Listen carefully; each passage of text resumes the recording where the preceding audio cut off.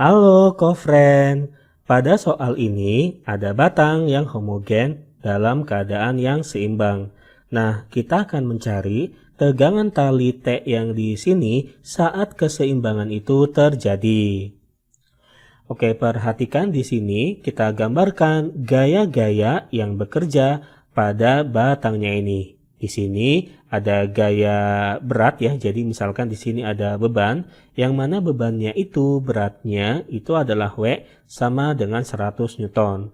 Untuk setiap gaya-gaya yang bekerja pada batangnya ini akan kita urai ke dalam dua komponen. Komponen yang sejajar dengan batangnya dan tegak lurus dengan batangnya.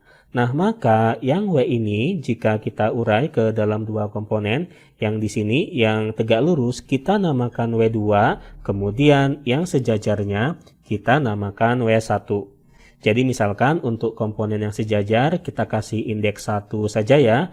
Kalau untuk yang tegak lurus kita kasih indeks 2, seperti itu. Kemudian di sini ada berat dari batangnya itu sendiri yaitu WT. Karena seimbang, ralat karena ini homogen, maka WT bekerjanya di tengah-tengah dari si batangnya.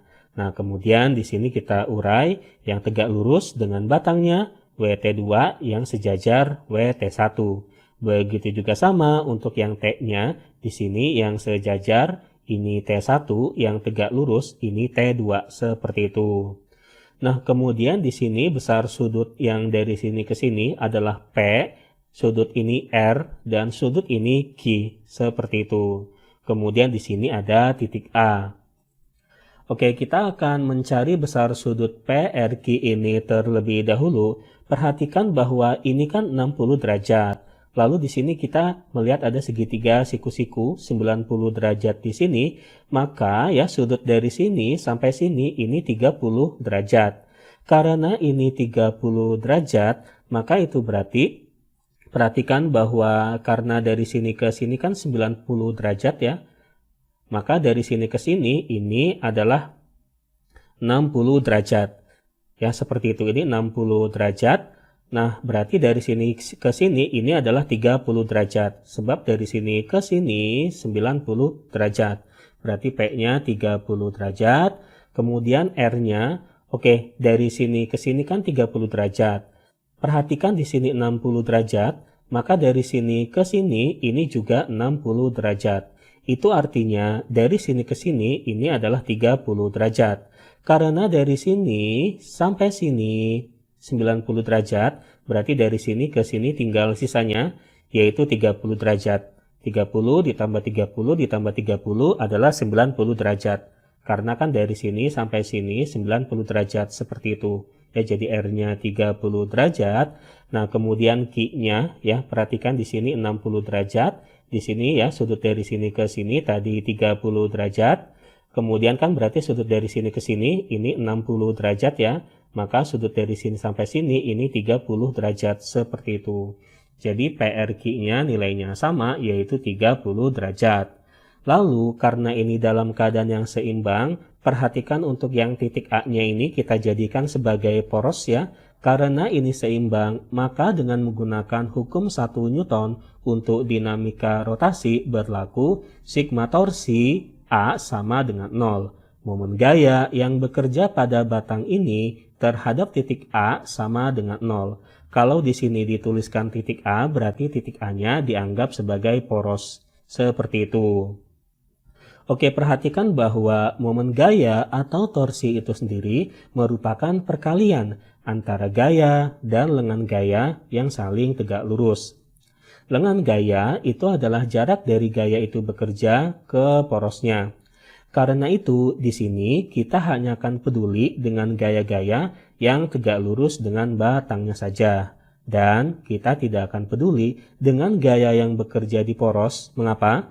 Karena gaya yang bekerja di poros tidak akan memutar batangnya. Karena resultan ralat karena momen gaya yang dihasilkan oleh gaya yang bekerja di poros nilainya sama dengan 0. Gara-gara lengan gayanya itu bernilai 0, seperti itu. Oke, kita mulai dari yang torsi yang dihasilkan oleh W2 ini terlebih dahulu ya. maka torsi yang dihasilkan oleh W2 itu adalah W2 itu sendiri. Perhatikan bahwa W2 ini kan di samping sudut P ya, maka W2-nya ini adalah W cos P ya, seperti itu.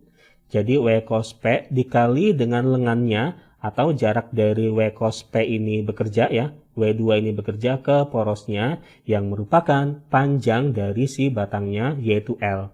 Seperti itu. Sebenarnya untuk torsi itu sendiri tandanya bisa plus, bisa minus. Untuk menentukan plus minusnya caranya begini, kita sepakati dulu saja di awal. Misalkan untuk momen gaya yang berusaha memutar batangnya searah jarum jam dikasih tanda positif. Yang berlawanan arah dikasih tanda negatif. Nah, torsi yang dihasilkan oleh W2 berusaha memutar batangnya searah, makanya dikasih tanda positif. Kemudian, torsi yang dihasilkan WT2 juga berusaha memutar searah jarum jam, maka WT2 tandanya positif. Perhatikan WT2 di samping sudut Q, maka WT2 sama dengan WT cos Q, seperti itu. Dikali dengan lengannya, jarak dari WT2 ini bekerja ke porosnya yang merupakan setengah dari panjang batangnya. Jadi dikali dengan 0,5 L. L sekali lagi adalah panjang dari batangnya. Karena kan ini WT bekerjanya di tengah-tengah ya untuk batang yang homogen. Dan torsi yang dihasilkan T2 berusaha memutar batangnya berlawanan arah, makanya dikasih tanda negatif. Yang mana T2 ini kan di hadapan sudut 30 derajat ya, dan ini T-nya, maka T2 itu adalah T sin R. Dikali dengan lengannya, jarak dari T2 bekerja ke porosnya, yaitu merupakan panjang batangnya, L.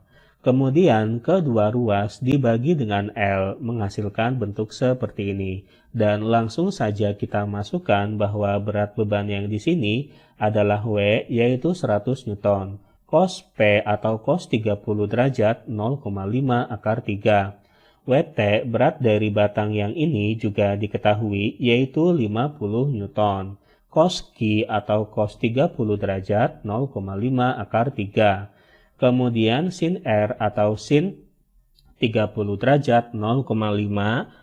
Kemudian kedua ruas bisa dibagi dengan 0,5.